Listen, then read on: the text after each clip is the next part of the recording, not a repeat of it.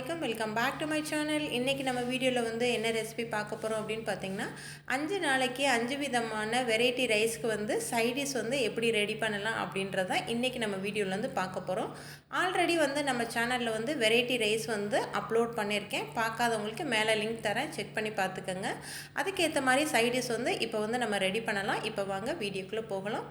வீடியோக்குள்ளே போகிறதுக்கு முன்னாடி அனீஸ்னா கிச்சனை சப்ஸ்கிரைப் பண்ணாதவங்க சப்ஸ்கிரைப் பண்ணிக்கோங்க. பக்கத்தில் இருக்க பெல் பட்டனை கிளிக் பண்ணிக்கோங்க. அப்போ தான் நான் போடுற ஒவ்வொரு வீடியோ உங்களுக்கு நோட்டிஃபிகேஷனாக வரும். இப்போ வாங்க நம்ம வீடியோக்குள்ளே போகலாம். ஃபஸ்ட்டு வந்து நம்ம எக்கு ஃப்ரை பார்க்குறதுக்கு வந்து நான் 5 முட்டையை வந்து வேக வச்சு எடுத்து வச்சுருக்கேன். இதை வந்து நம்ம கட் பண்ணிட்டு தான் சேர்க்க போகிறோம். கட் பண்ணுறதுக்கு வந்து இந்த மாதிரி கத்தியில் கட் பண்ணிங்க அப்படின்னா இந்த மாதிரி விரிசல் விட்டு உதிர்ந்து போயிடும். நமக்கு மசாலா சேர்க்கும் போது அதுக்கு வந்து ஒரு சின்ன வந்து டெக்னிக் தான் பண்ண போகிறேன். என்ன மாதிரி அப்படின்னு பார்த்திங்கன்னா, இந்த மாதிரி கையில் வச்சுட்டு நம்ம வந்து நூல் தைப்போம் பார்த்திங்களா, அந்த நூலை எடுத்து இந்த மாதிரி கட் பண்ணிங்க அப்படின்னா உங்களுக்கு வந்து சூப்பராக வந்து எந்த விரிசல் இல்லாமல் அழகாக வந்துடும். இது மாதிரி வந்து ட்ரை பண்ணி பாருங்கள் நீங்கள். இப்போ வந்து எல்லாத்தையும் கட் பண்ணி வச்சதுக்கப்புறம் வந்து ஒரு பேன் வந்து அடுப்பில் வச்சுருக்கேன். இதில் வந்து தேவையான அளவுக்கு எண்ணெய் சேர்த்துக்கலாம். நான் இன்றைக்கி 2 டேபிள் ஸ்பூன் அளவுக்கு எண்ணெய் சேர்த்துருக்கேன். இது நல்லா ஹீட் ஆனதுக்கப்புறம் வந்து கொஞ்சமாக கடுகு உளுந்தம்பருப்பு சேர்த்துக்கலாம். இது நல்லா பொரிஞ்சதுக்கப்புறம் வந்து கொஞ்சமாக வந்து வெங்காயம் சேர்த்துக்கோங்க. அதாவது ஒரு பெரிய வெங்காயத்தில் வந்து கால்வாசி மட்டும் நம்ம வந்து வெங்காயம் சேர்த்துக்கலாம். அதிகமாக சேர்க்க வேணாம். இது வந்து வறுவல்ன்றனால நான் கம்மியாகவே சேர்த்துருக்கேன். இது நல்லா வறுத்ததுக்கப்புறம் வந்து கொஞ்சமாக வந்து கருவேப்பிலை சேர்த்துக்கலாம். கருவேப்பிலையை நல்லா வதங்கினதுக்கப்புறம் மசாலா வந்து சேர்த்துக்கலாம். ஒரு 1/4 டீஸ்பூன் அளவுக்கு வந்து தனி மிளகாய் தூளும், கரம் மசாலா வந்து 1/4 டீஸ்பூன் அளவுக்கு, ஜீரகத்தூள் வந்து 1/4 டீஸ்பூன் அளவுக்கு, மஞ்சள் தூள் வந்து கொஞ்சமாக சேர்த்துக்கோங்க. இதுக்கப்புறம் தேவையான அளவுக்கு உப்பு சேர்த்துக்கலாம். இந்த வறுவலுக்கு தேவையான அளவுக்கு சேர்த்துக்கோங்க. இந்த மசாலா வந்து இந்த எண்ணெயிலே வந்து நல்லா வந்து சிம்லே வச்சுட்டு நல்லா வதக்கிக்கோங்க. இதோட பச்சை வாசனை நல்லா போய் எண்ணெய் பிரிஞ்சதுக்கப்புறம் வந்து நம்ம கட் பண்ணி வச்சுருக்க எக்கை வந்து இந்த மாதிரி பின்னாடி திருப்பி போட்டு சேர்த்துக்கலாம். எல்லா எக்கையும் வந்து ஃபுல்லாக சேர்த்ததுக்கப்புறம் வந்து ஒரு 5 நிமிஷம் மட்டும் வச்சுருங்க. அப்படியே வந்து எதுவுமே டிஸ்டர்ப் பண்ண வேணாம். அதுக்கப்புறம் வந்து நம்ம பிரட்டி போட்டுக்கலாம். 5 நிமிஷம் கழிச்சு இந்த மாதிரி வந்து லைட்டாக வந்து பிரட்டி போட்டுக்கோங்க. உங்களுக்கு வந்து அந்த எல்லோ கலர் வந்து பிரியாமல் சூப்பராக வந்து இருக்கும். இந்த மாதிரி வந்து ரெடி பண்ணதுக்கப்புறம் வந்து நம்ம மல்லியில் தூவுறதுனா தூவிட்டோம்னா சூப்பரான முட்டை வறுவல் ரெடி ஆயிரும். மூணாவதாக வந்து பீக்கங்காய் தோலை வச்சு துவையல் வந்து எப்படி ரெடி பண்ணலாம் அப்படின்றதான் பார்க்க போகிறோம். நான் ஆல்ரெடி வந்து பீக்கங்காய் வந்து பொரியல் பண்ணிட்டேன். இப்போ அந்த தோலை வந்து வேஸ்ட் பண்ணாமல் வந்து துவையல் பண்ண போகிறோம். இதை வந்து இந்த மாதிரி தோல் சீவிட்டு எடுத்து வச்சுக்கோங்க. இதுக்கப்புறம் வந்து ஒரு கடாய் வந்து அடுப்பில் வச்சுட்டு இதை வந்து எண்ணெய் எதுவும் சேர்க்காமல் வந்து இந்த தோலை ஃபுல்லாக நம்ம வதக்கிக்கலாம். தோலை வந்து இந்த மாதிரி வதக்கினா தான் வந்து உங்களுக்கு அந்த பச்சை வாசனை எதுவும் இல்லாமல் ஒரு மாதிரி காராமல் வந்து நல்லா இருக்கும். அதனால் வந்து எண்ணெய் எதுவும் சேர்க்காமல் நல்லா வந்து வதக்கிடுங்க. இந்த அளவுக்கு நல்லா கலர் சேஞ்ச் ஆகிற அளவுக்கு வதக்கினா போதும். இதை எடுத்து வச்சுட்டு நம்ம அதே கடாயிலே வந்து கொஞ்சமாக வந்து எண்ணெய் சேர்த்துக்கலாம். ஒரு 3 டேபிள் ஸ்பூன் அளவுக்கு எண்ணெய் சேர்த்துக்கோங்க. இதுக்கப்புறம் வந்து 2 டேபிள் ஸ்பூன் அளவுக்கு உளுந்து சேர்த்துக்கோங்க. கொஞ்சமாக வந்து கடலைப்பருப்பு சேர்த்துக்கலாம். நம்ம 1 டேபிள் ஸ்பூன் அளவுக்கு கடலைப்பருப்பு சேர்த்தா போதும். இது நல்லா வந்து கலர் சேஞ்ச் ஆனதுக்கப்புறம் வந்து ஒரு 5 பல்லு பூண்டை வந்து உரிச்சிட்டு சேர்த்துக்கலாம். நம்ம இது கூடவே வந்து ஒரு 5 சின்ன வெங்காயத்தை உரிச்சிட்டு சேர்த்துக்கலாம்.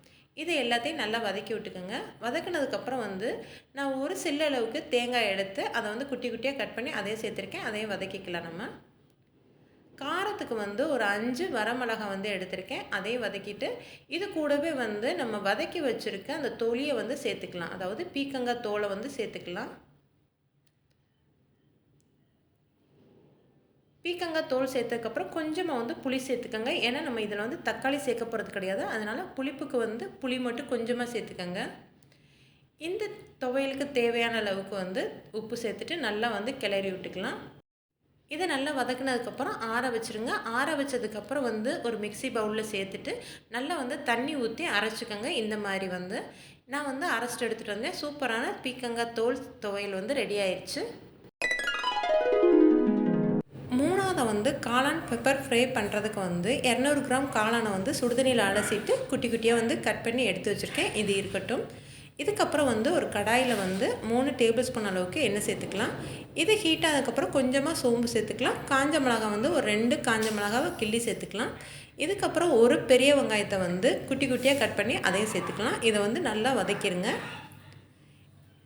இது நல்லா வதக்குனதுக்கப்புறம் வந்து ஒரு மீடியம் சைஸ் தக்காளி வந்து பாதி தக்காளி மட்டும் எடுத்து அதையும் கட் பண்ணியிருக்கேன். தக்காளி நிறைய சேர்க்க வேணாம். இதுக்கப்புறம் மசாலா வந்து 1 டேபிள் ஸ்பூன் அளவுக்கு தனி மிளகாய் தூளும், 1 டேபிள் ஸ்பூன் அளவுக்கு வந்து மல்லித்தூள், கொஞ்சமாக வந்து மஞ்சள்தூள் சேர்த்துக்கலாம். இந்த 3 மசாலாயை வந்து நல்லா வந்து மிக்ஸ் பண்ணி விட்டுக்கோங்க. இது நல்லா மிக்ஸ் ஆனதுக்கப்புறம் வந்து நம்ம எடுத்து வச்சுருக்க காளானை வந்து இது கூடவே சேர்த்துக்கலாம். இது ஃபுல்லாத்தையும் சேர்த்துட்டு நல்லா வந்து வதக்கிடுங்க. தண்ணி எதுவும் சேர்க்க வேணாம், இது இப்படியே இருக்கட்டும். காளானுக்கு தேவையான அளவுக்கு உப்பு சேர்த்துட்டு நல்லா வந்து ஒரு தடவை பிரட்டி விட்டுக்கோங்க. பிரட்டி விட்டதுக்கப்புறம் வந்து மூடி போட்டு ஒரு 5 நிமிஷம் மட்டும் வேகட்டும், தண்ணி எதுவும் சேர்க்காமையே. இப்போ 5 நிமிஷம் கழித்து பாருங்கள், சூப்பராக வந்து நமக்கு தண்ணியெல்லாம் காளான்லேருந்து வெளியாகி அழகாக வந்து ரெடி ஆயிடுச்சு. இதை வந்து நல்லா வந்து கிளறி விட்டுக்கலாம். தண்ணி வந்து கண்டிப்பாக ஊற்றக்கூடாது, நமக்கு வந்து காளான்லேருந்தே தண்ணி வந்து வெளியாகும். அதை வச்சே வேக வச்சுக்கலாம். இதுக்கப்புறம் வந்து 1 டேபிள் ஸ்பூன் அளவுக்கு மிளகுத்தூள் சேர்த்துட்டு நல்லா வந்து கிளறி விட்டுக்கலாம். கடைசியாக வந்து மல்லி இலை தூவிட்டு சர்வ் பண்ணோம் அப்படின்னோம்னா சூப்பரான மஷ்ரூம் பெப்பர் ஃப்ரை வந்து நமக்கு வந்து ரெடி ஆயிரும். இப்போ அடுத்த டிஷ் என்னன்னு பார்க்கலாம். நாலாவது வந்து உருளைக்கிழங்கு வறுவல் பண்ணுறதுக்கு 2 பெரிய சைஸ் உருளைக்கிழங்கை குட்டி குட்டியாக கட் பண்ணி தண்ணியில் சேர்த்துருக்கேன். இது கூடவே வந்து 1 டேபிள் ஸ்பூன் அளவுக்கு உப்பு சேர்த்து நல்லா வந்து ஒரு 5 நிமிஷம் ஊற வச்சுருங்க. இது வந்து விழுவிழுப்பு இல்லாமல் வந்து நல்ல மொறுமொறுன்னு கிடைக்கும். இதுக்கப்புறம் வந்து ஒரு கடாயில் வந்து 3 டேபிள் ஸ்பூன் அளவுக்கு நல்லெண்ணெய் சேர்த்துருக்கேன். இது ஹீட் ஆனதுக்கப்புறம் வந்து கடுகு கொஞ்சமாகவும் உளுந்தம்பருப்பு கொஞ்சமாகவும் சேர்த்துக்கோங்க.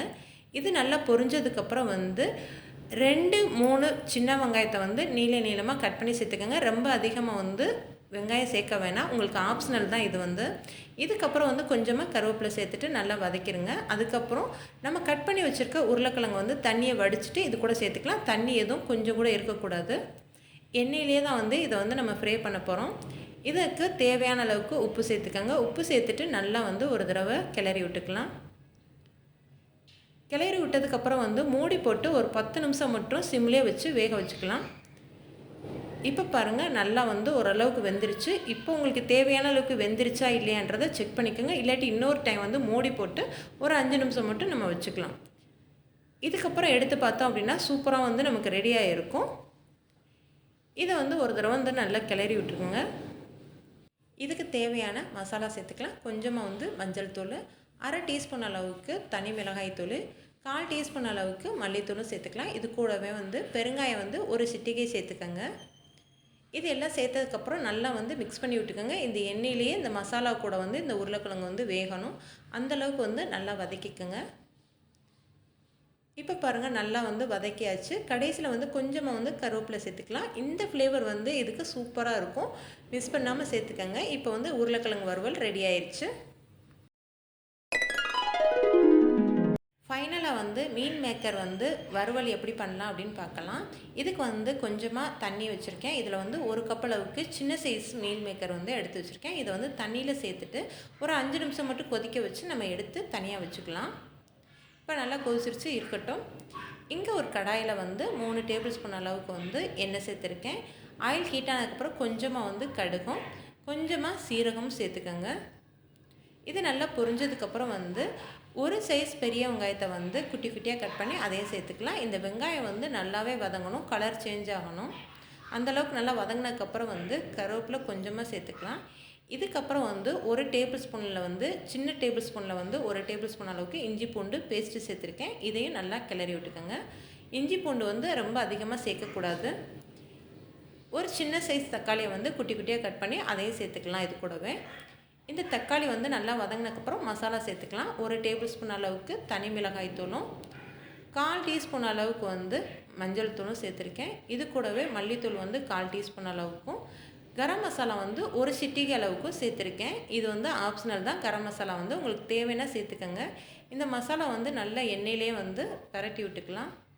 இந்த அளவுக்கு வந்து கலந்ததுக்கப்புறம் வந்து மீல் மேக்கரை வந்து தண்ணியிலேருந்து நல்லா பிழிஞ்சிட்டு எடுத்து வச்சுருக்கேன். தண்ணி எதுவுமே இல்லாமல் வந்து எடுத்து வச்சுக்கோங்க. இது ஃபுல்லாமே இது சேர்த்துட்டு இதுக்கு தேவையான அளவுக்கு உப்பு சேர்த்துக்கலாம். சேர்த்துட்டு வந்து நல்லா கிளறி விட்டுக்கோங்க. இதுக்கப்புறம் நம்ம தண்ணி எதுவும் சேர்க்காம இந்த மசாலாலே வந்து இந்த இதை வந்து மீல் மேக்கரை வந்து நம்ம கிளறி விடணும். இந்த அளவுக்கு வந்து நல்லா ஃப்ளே பண்ணிவிட்டு கடைசியில் வந்து மல்லி இலை தூவிக்கலாம். உங்களுக்கு வேணும் அப்படின்னா ரொம்ப நேரம் வந்து சிம்லேயே வச்சு தான் பண்ணணும், ஹை ஃப்ளேமில் வச்சிடாதீங்க, இல்லாட்டி மசாலா வந்து கரைக்கிறோம். சூப்பரான மீல் மேக்கர் வந்து நமக்கு ரெடி ஆயிடுச்சு. ஓகே ஃப்ரெண்ட்ஸ், நெக்ஸ்ட் வீடியோவில் பார்க்கலாம். ஓகே, பாய்.